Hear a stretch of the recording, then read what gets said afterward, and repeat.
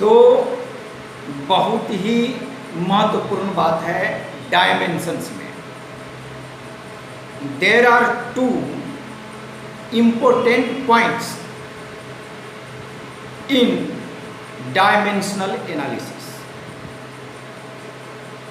Dimensional analysis में dimension लोग बोलते हैं, ठीक है,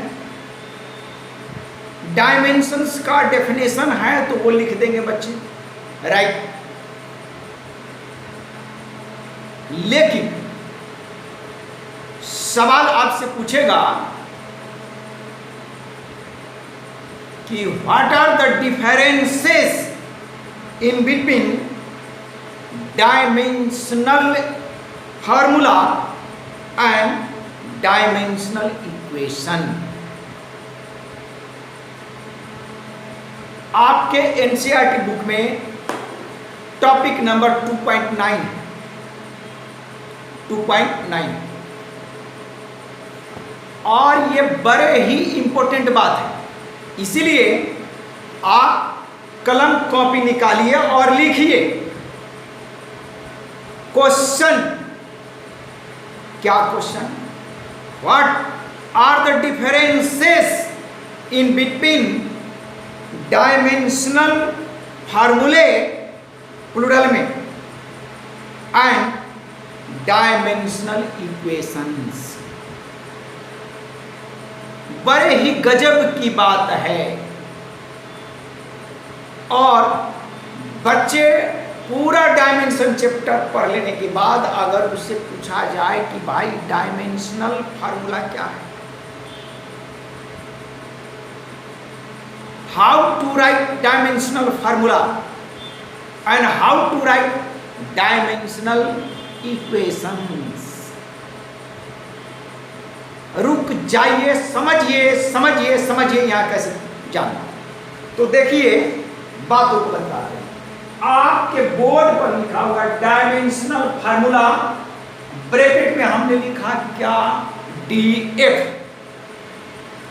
D stand for dimensional, F stand for formula, dimensional formula, and ये है डायमेंशनल इक्वेशन से DE।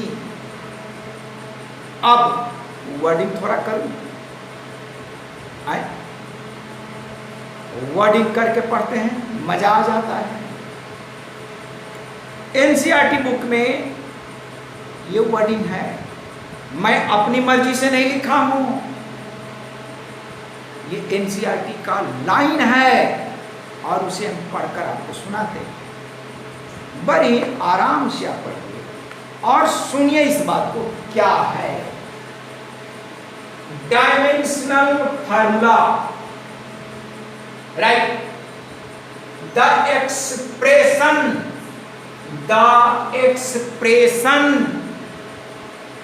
which shows how and which shows how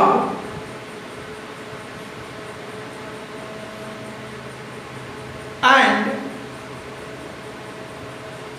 which of the base quantities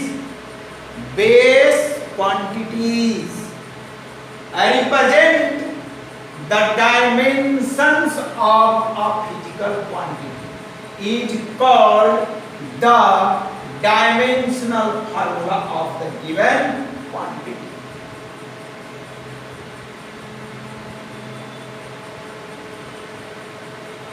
अब बात को थोड़ी रुक करके समझें,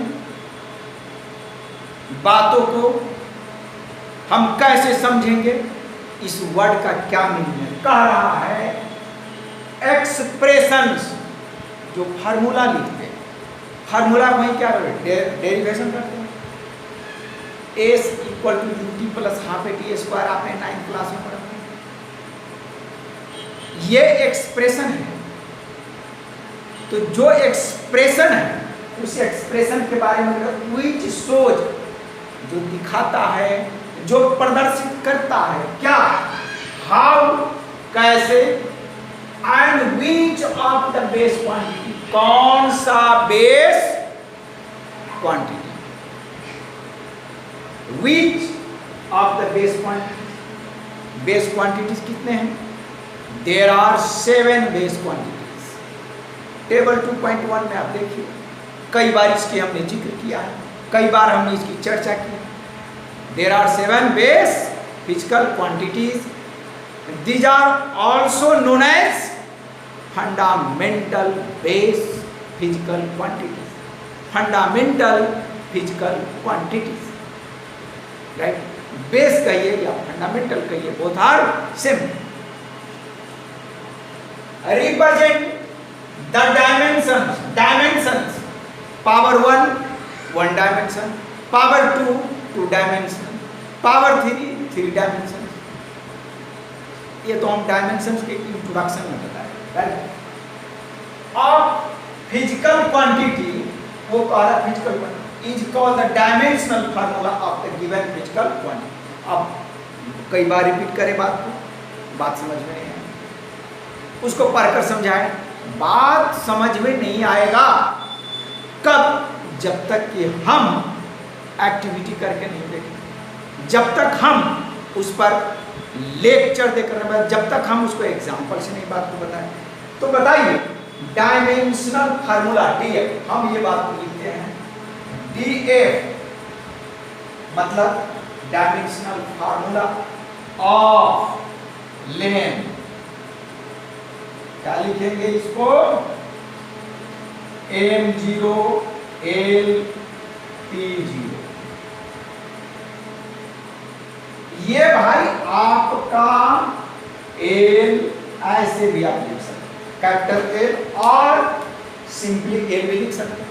तो भाई ये फैशन कहां से बन गया? m पर पावर 0, l पर पावर 1 और d पर पावर 2। भाई ऐसा है, ये सिर्फ लेंथ का हम लिख रहे हैं। किसका लिख रहे हैं? लेंथ का। तो लेंथ पर पावर 1 होगा, क्लियर? m तो नहीं आएगा, m पर पावर 0 का मतलब 1, t raise to the power means 1। आपने 6th क्लास में, 7th क्लास में एक्सपोनेंशियल पावर पढ़े होंगे, तो आप कहेंगे कि सर m0 और t0 क्यों लिखेंगे? मत लिखिए, आप नहीं लिखिए m0 t0, आप नहीं लिखिए। और लिख ही दीजिएगा तो क्या बात बिगड़ जाएगी? कुछ नहीं बात बिगड़ेगा, बोथ आर सेम। ये लिखिए या, लेकिन आपके हर किताब में, एनसीईआरटी बुक में, प्राइवेट किताब में आपका कम से कम ये बात लगा ही देता है। मेरे ख्याल से ये मास और टाइम ही क्यों लगाता है भाई? मास और टाइम ही क्यों लगाता है? दूसरा भी लगा सकता है, तीसरा भी लगा दीजिए। भाई मैं पूछता हूं, इसके बदले कोई दूसरा लिख दीजिए जो 7, अब मानकर चलिए कि क्या है, k पर पावर 0, l और वो t पर पावर 0। ये क्या हो गया? फिर आपका l ही तो बच गया है। ऐसा भी देगा ऑप्शन में, ये भी देगा, ये भी देगा, ये भी देगा। बातें समझ? तो क्या लिखेंगे? अब क्वेश्चन से बात, क्वेश्चन कहेगा which represent the dimensional formula of, क्या लिखते हैं? मास लिख देता हूं, मास। ये question which represent the dimensional formula, अभी देखिए डायमेंशन इक्वेशन ऊपर हमने डेफिनेशन लिख करके रखा है। भाई मेरे को याद नहीं रहता है डेफिनेशन, में किताब से, एनसीईआरटी बुक से पहले लिख लेता हूँ पढ़ाने। अब वो देख करके लिखेंगे तो थोड़ा टाइम लगेगा। क्लियर बात बता दूं, मुझे याद नहीं रहता है, और मैं रटना चाहता नहीं, तो पहले से मैं लिख करके रखे रहता हूँ। और कितना रटेंगे यार, छोड़। Which represent the dimensional formula. अब ऑप्शन देखिए, हम लिखिए l0 right, l। Second option है आपका क्या? हाँ चलिए, आपका K0 आपका L0 राइट। थर्ड में हम लिखते हैं, थर्ड ऑप्शन है आपका T0 M राइट। ऑप्शन 4 में और ये ऑप्शन होता है, लेकिन एक दो ऑप्शन और मैं बना दूंगा आपको। हाँ, और इसका सिंबल क्या होता है, थर्मोडायनेमिक टेम्परेचर का केल्विन हो गया। और कौन कौन भाई फंडामेंटल बेस क्वांटिटी है, देख लेता हूँ, मुझे भी 7 है लेकिन याद नहीं रहता है भाई। चलिए, इसमें एक है आपका, चलिए एम्पियर है, इलेक्ट्रिक करंट एम्पियर। तो मैं A0 और M0 और एक आपका क्या ले लिए, ये है मास ले, चलिए एल नहीं, फ्यूचर का फॉलोइंग मास का तो है, इसमें मास को तो रखना पड़ेगा भाई। चलिए एम्पियर है और यहाँ पर N0 ठीक राइट। थोड़ा सा ये गड़बड़ लिखा गया, अच्छा से लिख देगा। और फिफ्थ में रखिए ऑल ऑफ द अब राइट। आप तुरंत किसमें टिक लगाइएगा, आप लगाइएगा इसमें टिक, नहीं भाई आप कहिएगा इसमें एम्पियर आ गया, आप कहिएगा भाई इसमें केल्विन आ गया, तो थर्मोडायनेमिक टेम्परेचर नहीं भाई, इसमें जितने भी पावर 0 वाला है सब 1 हो जाएगा, और m पर पावर 1, यानी ये भी आपका डायमेंशन है, dimensional formula of mass. This is also ampere है, तो क्या है, सो और एक बात ध्यान रखना, आगे पीछे लिख देने से कोई फर्क नहीं पड़ता। देखो ML0 T0 और T0 ML0 आगे पीछे हो गया, क्रम में कोई चेंज नहीं है, ये और ये एग्जैक्ट वही है। पॉइंट टू बी नोट, एक पॉइंट को नोट करो भाई, ये T यहाँ पर पहले हो गया, L बाद में चला गया, कोई परिवर्तन नहीं है, देयर इज नो चेंज। तो डायमेंशनल फार्मूला में वो आगे पीछे सुने, ये तो हमारा एक फैक्शन बन गया है मास लेंथ टाइम, इसीलिए M0 L T0 लिखते।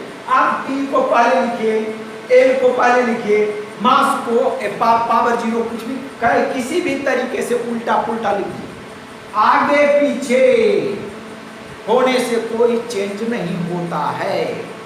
क्लियर, बात दिमाग में रखो, एक ही है। एक बार इस तरीके का एक बार बिहार मेडिकल में पूछ दिया था, आज मैं वो नीट का एग्जाम होता है, हमारे ज़माने में बिहार अलग होता, एम्स का अलग होता, दिल्ली अलग होता, उड़ीसा अलग होता, बांग्लादेश का अलग होता, वो सॉरी बांग्लादेश का आ गया, बंगाल नॉट बंगला कंट्री अलग हो गया, बांग्लादेश यूपी का अलग होता था, तो अब तो कंबाइन। चलिए बहुत अच्छा था। तो अब हम बात पर आते हैं कि ये क्या है डायमेंशनल फार्मूला। डायमेंशनल फार्मूला क्या कहता है, व्हिच शो हाउ, कैसे, which of the base quantity, यानी बेस क्वांटिटी ही लेना है। तो आप कहेंगे क्या बेस क्वांटिटी का ही डायमेंशन होता है, नहीं, डेराइव क्वांटिटी का भी होगा आपका डायमेंशनल फार्मूला, केवल बेस क्वांटिटी का नहीं होता है, dimensional formula derive physical quantity का भी बनता है। और वो कैसे बनता है, तो वो डिपेंड करता है किस पर, फंडामेंटल पर। किस पर डिपेंड करेगा, फंडामेंटल पर। किस पर डिपेंड करेगा, बेस क्वांटिटी। कौन, डेराइव। भाई ख्याल रखो, डेराइव फंडामेंटल, डेराइव फंडामेंटल, दो बात।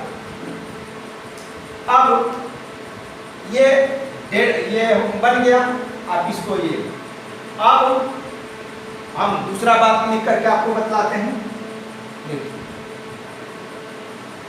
एक डायमेंशनल फार्मूला किसका? मैं derived physical quantity, derived physical quantity में सबसे पहला मैं स्पीड का ले लेता हूं। मैं चलिए dimensional formula DF, dimensional formula of speed.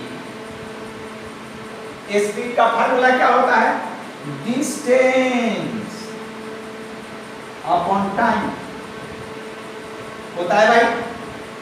Distance का फार्मूला तो डिस्टेंस क्या पढ़ते 9th क्लास में पढ़े होंगे। फिर मैं 3rd चैप्टर में आपको डिस्टेंस के बारे में बताऊंगा। Distance it is also a type of length. So इसका सिंबल क्या होगा? L, capital L. अरे इस टाइप से जरा कम,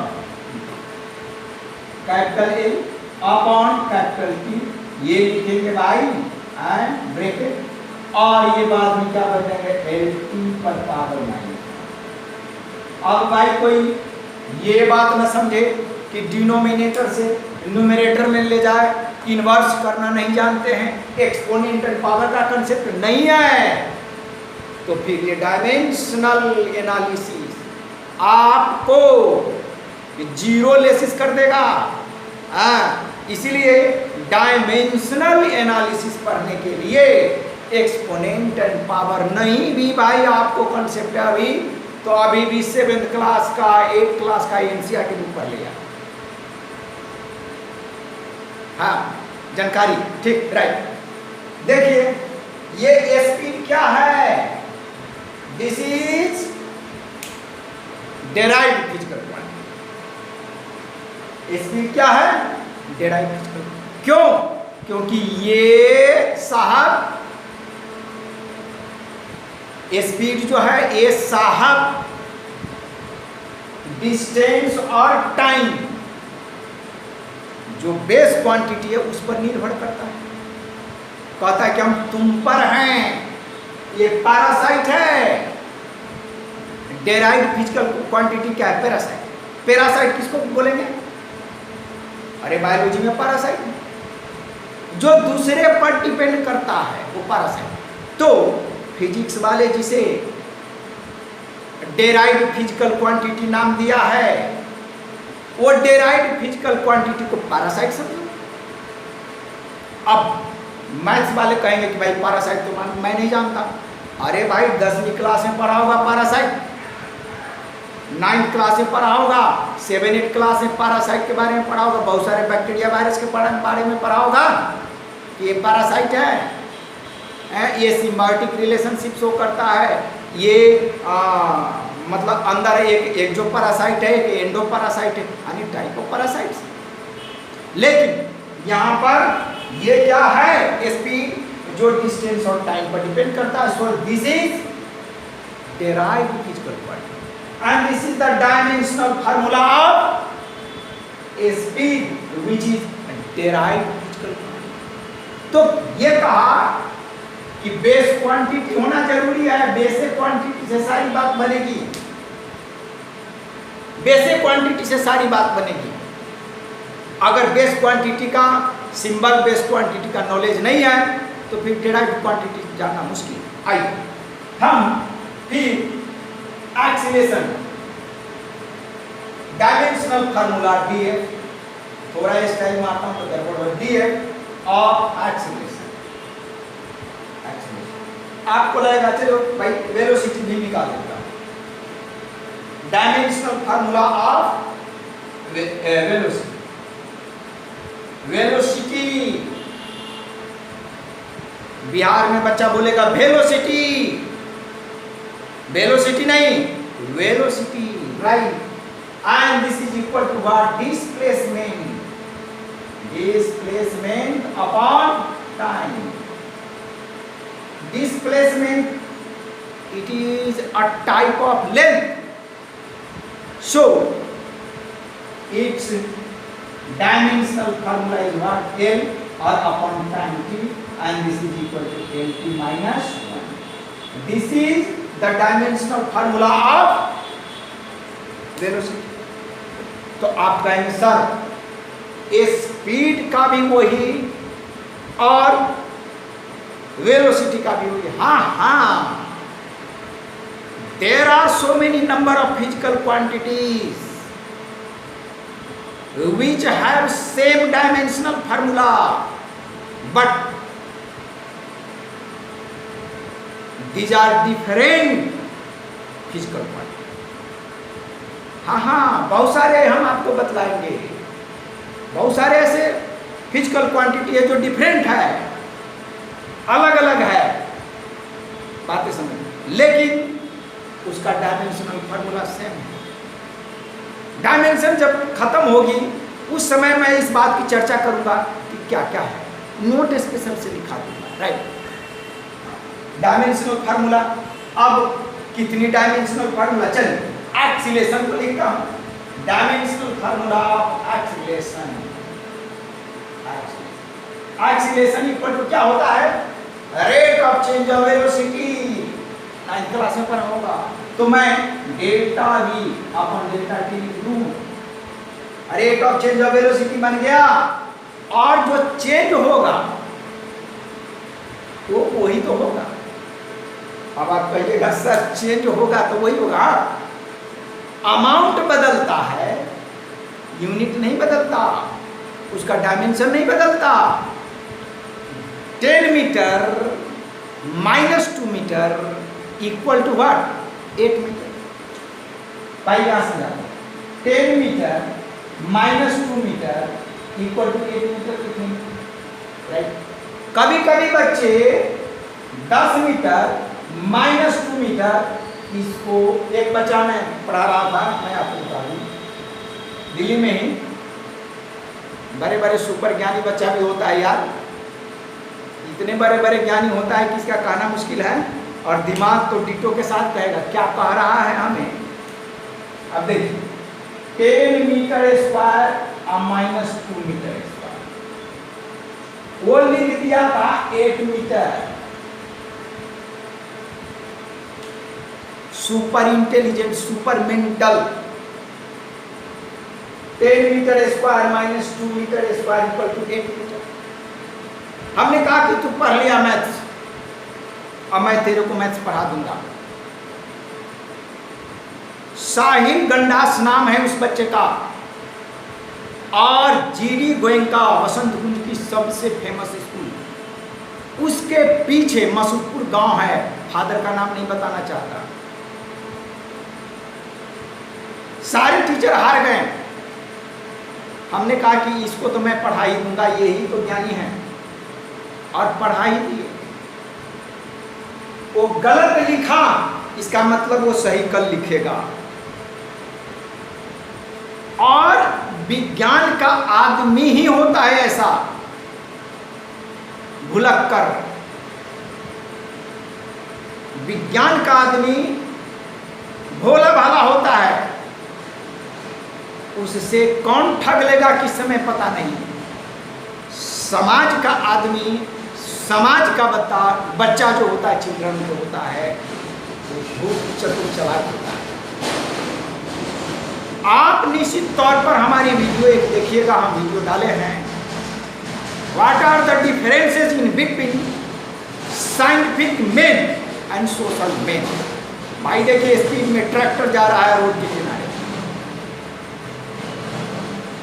रोड के किनारे ट्रैक्टर है, और कोई रूल रेगुलेशन नहीं है,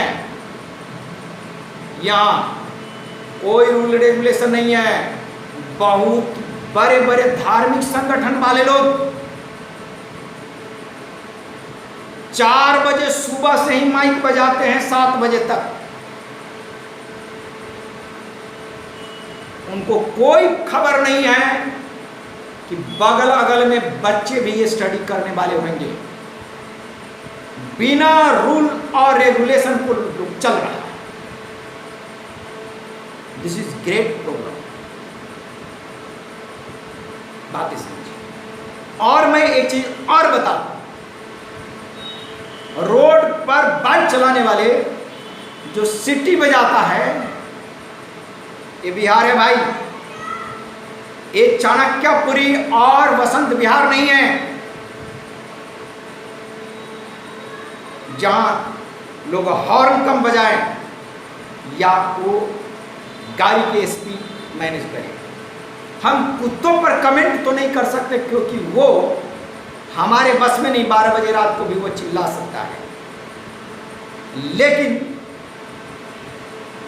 कई धार्मिक संगठन वाले लाउड स्पीकर में इतनी देर तक 4-4 घंटे तक, कहीं तो अष्टजाम होता है। भाई मैं अपने लाइफ की बात बता दूं, 10th क्लास में हम थे बोर्ड में अपने गांव में, और अष्टजाम 8 दिन होता है, और एक भोंपू नहीं, 8-8, 10-10 भोंपू, 12-12 माइक चारों तरफ लगा दिया, और हमारे घर के सामने ही चल रहा है अष्टजाम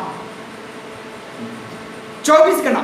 अष्टजाम का मतलब समझते हैं, 24 आवर का कीर्तन भजन होता है, और पूरा ढम ढम बजा रहा है। मैं अपने पिताजी से कहा कि 8 दिन की पढ़ाई डिस्टर्ब रहेगा, सोएंगे कैसे, पढ़ेंगे कैसे। मैं अपना गांव छोड़कर अपने सिस्टर यहाँ चले गए। पता चला कि हमारे सिस्टर के गांव में भी कई लोग हैं जो 4 बजे सुबह में ये हनुमान चालीसा पूरे माइक, देखिए खून आ गया। हाँ तारकेश्वर जी, अभी मैं क्लास ले रहा हूं, बाद में बात करूंगा। हाँ, अरे 4 बजे सुबह में कंपटीशन है ये गांव में, 4-4 लोग अपना माइक बजा रहा। कोई बच्चे पढ़े या नहीं पढ़े, बड़ा मुश्किल होता है इस दौर में संघर्ष करना। और उस दौर में, उस पीरियड में संघर्ष करके आगे बढ़े हैं, पढ़े हैं। खेतों में काम करना, मजदूरी करना, ईंटा चिमनी भट्टी में काम करना, उस पैसे से किताब खरीदना, खेतों में काम करना, दूसरे खेतों में मजदूरी करने जाना, और कॉपी नहीं है लिखने के लिए तो जमीन पर लिखना। एक गांव से दूसरे गांव 8 किलोमीटर पैदल चलते जाते, पैरों में जूता चप्पल। बरसात के दिनों में बारिश होती तो माथे पर किताब बांध करके स्कूल में जाना पढ़ने। इतनी बड़ी स्ट्रगल करने के बाद हमने विद्या को हासिल किया है। सीतामढ़ी डिस्ट्रिक्ट में रिक्शा चलाया, पटना में पेपर बेचा, और बहुत बड़ी तमन्ना थी कि मैं कलेक्टर बन करके दिल्ली से गांव आऊंगा। लेकिन दुर्भाग्य की बात है कि हम डीएम नहीं बन सकते। आज भी समाज में 99.9% लोग हैं जो खुद अपने बच्चे को केयर नहीं करता है और उस बच्चे को मार देता है। क्यों मारता है? क्योंकि हम बच्चों को पहचान नहीं पा रहे हैं, बच्चों को डील नहीं कर पा रहे हैं, बच्चों को कैसे शिक्षा देना है खुद टीचर को पता नहीं, और यही कारण है कि बच्चा बर्बाद होता है। आइए हम टॉपिक पर बात करते हैं। तो एक्सीलरेशन का डायमेंशन क्या है? आप यही लिखेंगे। अब यहां देखिए, यहां मीटर स्क्वायर होगा, मैंने बात बताया। अब देखिए, तो LT-1 dimension of acceleration upon T, and this is equal to LT-2. This is the dimensional formula of acceleration, right? तो डायमेंशनल फार्मूला को डिफाइन कैसे करेंगे ये बात मैंने लिखा, और एक पेज मैं आपको बतला देता हूं, एनसीईआरटी बुक में है, उसमें 9 अपेंडिक्स 9 है। हाँ, अपेंडिक्स A9 हमारी पुरानी एनसीईआरटी बुक है, पेज 214 है, और अपेंडिक्स A9, इस पर बहुत सारे फिजिकल क्वांटिटी का डायमेंशनल फार्मूला दिया गया है, इसको आप पढ़ेंगे, राइट। आगे चलिए, अब हम डायमेंशनल इक्वेशन पर चर्चा करते हैं। डायमेंशनल फार्मूला जब आप जान गए तो डायमेंशनल इक्वेशन को समझना कोई बहुत बड़ी बात है, राइट। आइए डायमेंशनल इक्वेशन पर आप थोड़ी सी चर्चा करें। देखिए डायमेंशनल इक्वेशन कैसे लिखते हैं भाई? आपने 7th क्लास में लीनियर इक्वेशन 1 वेरिएबल लिखा। इक्वेशन का मतलब है कि एलएचएस और आरएचएस होगा, एलएचएस भी होगा और आरएचएस भी होगा। लीनियर इक्वेशन 2 वेरिएबल भी पढ़ा आपने 9th और 10th में। 10th में तो जबरदस्त आपने पढ़ा है linear equation 2 variable. Quadratic equation भी पढ़ा आपने। इक्वेशंस का मतलब ही होता है कि उसमें 2 पार्ट होगा, one is LHS and other is RHS. तो भाई आप समझिए डायमेंशनल इक्वेशंस एंड इक्वेशन, एक इक्वेशन बाय ऑब्टेन मतलब प्राप्त किए जाते हैं, ऑब्टेन बाय इक्वेटिंग। देखिए इक्वेटिंग का मतलब equal, right, of a physical quantity. तो फिजिकल क्वांटिटी क्या ले ले? मास ले लेते भाई, ठीक, या वेलोसिटी ले लेते हैं, डेंसिटी ले लेते, कोई भी फिजिकल क्वांटिटी ले लेते हैं। बेस फिजिकल क्वांटिटी लीजिए या derive physical quantity, doesn't matter, कोई मैटर नहीं। With its dimensional formula is called dimensional equation of the physical quantity. अब बात को इसको कितना भी पढ़ा दो बात समझिए। अब आप देखिए क्या लिखे? Dimensional equation, dimensional equation of, हम क्या लिखते? एसपी, ठीक। तो स्पीड का सिंबल क्या होता है? V, right. ये मैं आपको उसी पेज पर है दिखा देता हूं। एनसीईआरटी के किस पेज पर चर्चा करते हैं, किस पेज पर पढ़ाते हैं, ये थोड़ा सा जानना आपका जरूरी है।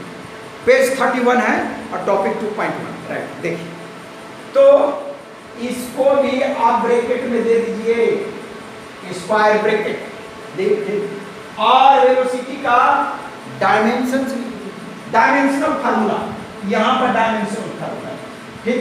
तो क्या लिखेंगे आप? Velocity M L T minus.